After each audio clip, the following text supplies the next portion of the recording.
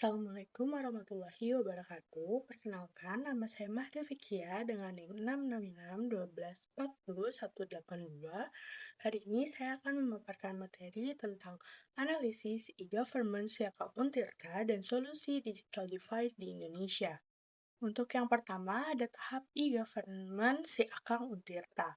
Si Akang Untirta sendiri itu berada pada tahap komunikasi, di mana si Akang ini memungkinkan interaksi dua arah antara pengguna dan sistem, seperti login ke akun mahasiswa, pengisian KRS online, dan juga akses informasi akademik.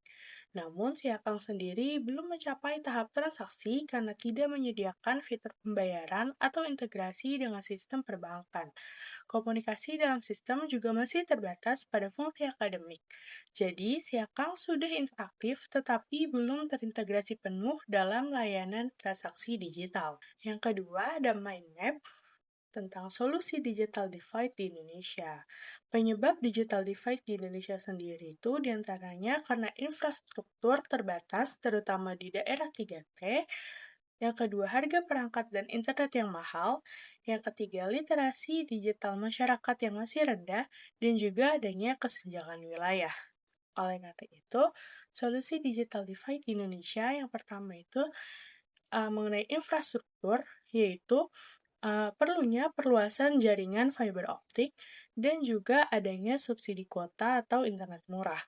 Yang kedua, tentang akses perangkat, harus ada program subsidi laptop atau HP untuk pelajar dan masyarakat, dan juga penyediaan laboratorium digital di desa. Yang ketiga, mengenai literasi digital, pemerintah bisa melakukan pelatihan keterampilan digital dasar dan juga edukasi melalui sekolah, kampus, dan komunitas. Yang keempat, ada konten lokal, yaitu dengan pengembangan konten berbahasa Indonesia dan juga daerah, dan juga menyediakan platform edukasi digital yang relevan dan mudah diakses. Dan yang kelima, adanya kolaborasi antara pemerintah, swasta, kampus, dan komunitas dan juga adanya program pendampingan digital di daerah.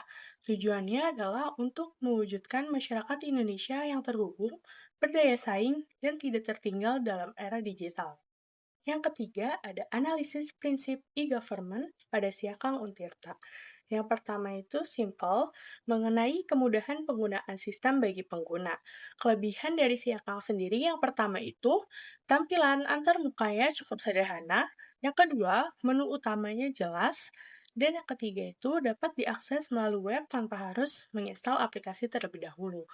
Namun kendalanya adalah kadang aksesnya itu terlambat pada saat periode pengisian KRS online.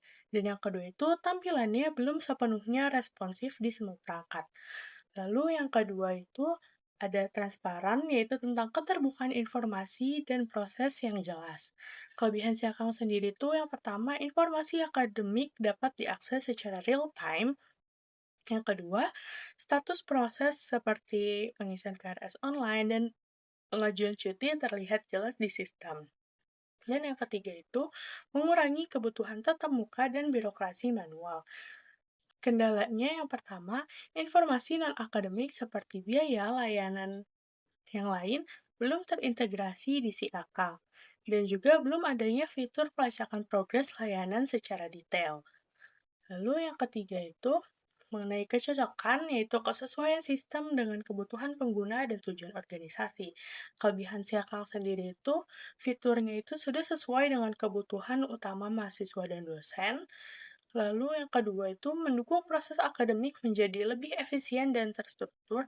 Dan yang ketiga itu bisa diakses kapan saja dan di mana saja selama terhubung dengan akses internet.